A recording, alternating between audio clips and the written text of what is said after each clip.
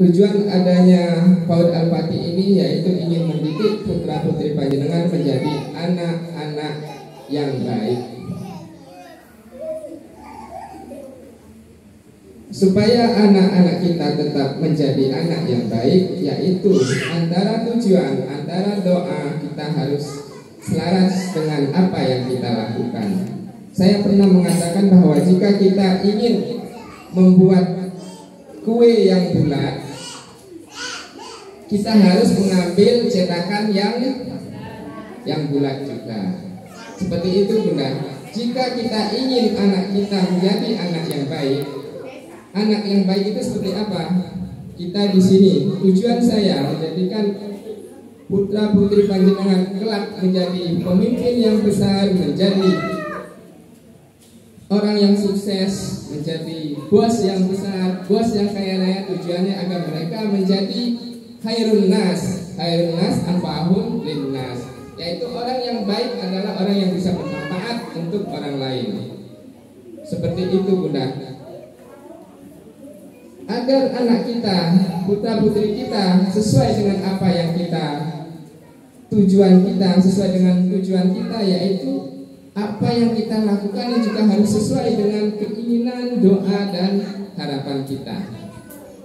Misalnya Bunda, kita mencontoh baginda Nabi besar Muhammad sallallahu alaihi wasallam, Allahumma shalli alaihi, agar anak kita menjadi anak yang baik, seharusnya apa yang kita lakukan, kita arahkan mereka untuk memahami tentang Nabi kita, Nabi besar Muhammad sallallahu alaihi wasallam. Atau juga kita mencontohkan kepada putra putri kita tentang para ulama, tentang orang-orang sukses atau pemimpin-pemimpin yang sukses. Seperti itu Bunda. Kita ingin putra putri kita baik, tapi tangan kita bukan mengarahkan ke sana. Tangan kita mengarahkan atau menyodorkan HP, sehingga anak kita yang menjadi tuntunan, bukan tuntunan lagi tapi tontonan. YouTuber dia ikuti sebagai tuntunan, artis dia ikuti sebagai tuntunan. Itu bukan itu Bunda. Itu hal yang sangat tidak mendukung, itu hal yang sangat salah Bunda. Seperti halnya saya sampaikan, jika kita ingin membentuk anak kita menjadi anak yang bulat, cetakannya pun harus kita ambil yang bulat juga. Jangan cetakan yang tanpa bentuk ya. Itu Bunda. Itu untuk meluruskan saja Bunda. Jadi apa yang diajarkan di PAUD Al-Pati ini walaupun sangat sederhana, misalnya ini mumpung saya ingat, kapan hari saya pernah ditanya sama Mbak Palen. Mbak Palen ini kritis juga, gimana Mbak Palen? Nanya ke saya, Pak, kenapa kalau di sini ini kita disuruh pakai saya gitu ya? Apa aku itu jelek gitu? Saya itu sampai bingung mau jawab Mbak Palen ini. Sebenarnya bukan jelek Mbak Palen, saya bilang gitu. Tapi kata saya ini untuk menjadikan kita lebih sopan. Kita misalnya sama orang yang lebih tua kita bilang saya, sama orang tua kita bilang saya, sama orang yang belum kita kenal kita bilang saya. Itu sama dengan kita menghormati orang lain gitu. Kalau kita menghormati orang lain kan akan senang.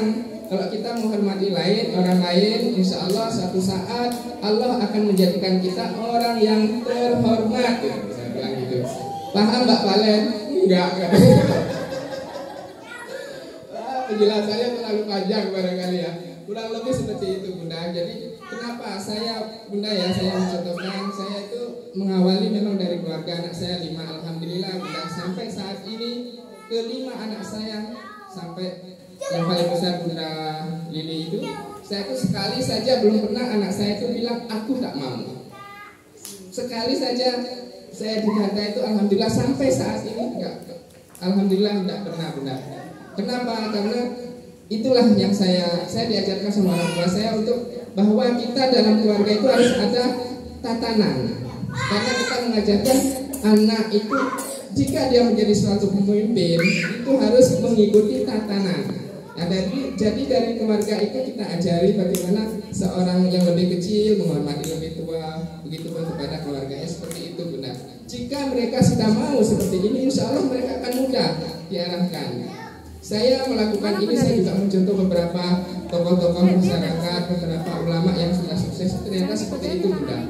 Ada satu lagi contoh juga, dia itu tidak memperhatikan hal seperti ini. Dia punya anak pandai, bahkan sekarang sudah punya anaknya, sudah punya anak. Dia itu keluarga yang luar biasa, keluarga hafal Al-Quran. Malam dia bangun tahajud, siang gak pernah lupa sama sholat duhanya. Namun dia tidak mengakui orang tuanya karena pahamnya tidak sama. Kata dia orang tuanya apa yang dilakukan adalah bid'ah, sehingga dia tidak mengakui orang tuanya. Padahal dia sudah luar biasa pandainya, tapi dia tidak mengakui orang tuanya. Dia tidak paham dengan tatanan seperti ini. Tatanan seperti ini bagaimana?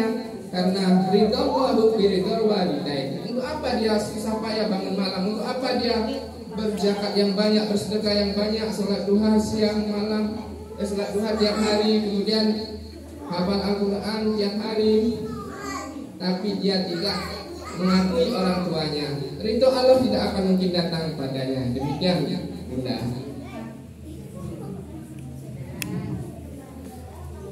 Ya demikian. Itu yang saya sampaikan, mudah-mudahan bisa mengena ya Bunda. Sederhana Bunda. Karena bagaimanapun juga di usia mereka usia PAUD ini memang kewirausahaan itu tidak sama dengan kewirausahaan anak yang sudah lulus sarjana. Karena mereka masih TK, itu yang paling penting mendasarinya. Kenapa misalnya putra putri panjenengan itu pakai jas? Tujuannya agar harapan kita, doa kita, di saat melihat anak kita memakai jas itu, bayangan kita bahwa anak kita ini pemimpin, bahwa anak kita ini adalah bos. Sampai sambut datang ke depan kelas sama gurunya katakan, Assalamualaikum Mas Bos, Assalamualaikum Mbak Bos. Itu pun juga doa. 2 tahun Bunda, ya saya yakin pasti akan terijabah. Bunda melepas dari rumah salaman melihat anaknya kayak bos keren seperti itu, diusuk kepalanya Bunda. Kamu calon pemimpin, kamu calon bos, kamu calon orang kaya raya, kamu calon orang yang bermanfaat di masyarakat, seperti itu Bunda. Ini dasar Bunda. Kalau kita sudah letakkan dasar seperti ini, insya Allah suatu saat mereka akan betul-betul menjadi seperti apa yang kita harapkan. Amin, amin ya rabbal alamin. Bagaimana mengawal itu semua Bunda? Nanti harapan saya pada hari santri ini juga, ayo putra putri kita ini kita bimbing, kita arahkan agar mereka masuk pesantren, agar mereka menjadi santri yang teladan. Tujuannya apa Bunda? Kalau putra putri kita sudah menjadi santri Bunda, kita hanya cukup menyediakan dana saja. Kita nggak repot. Kalau mereka sudah masuk di pesantren, kita hanya cari biaya saja. Kita nggak perlu membelikan pulsa, membelikan data, membelikan HP, membelikan laptop, itu sudah tidak perlu. Kita hanya bekerja ikhtiar, insya Allah anak kita di pesantren akan mendoakan kita, insya Allah rezeki kita pun akan dimudahkan.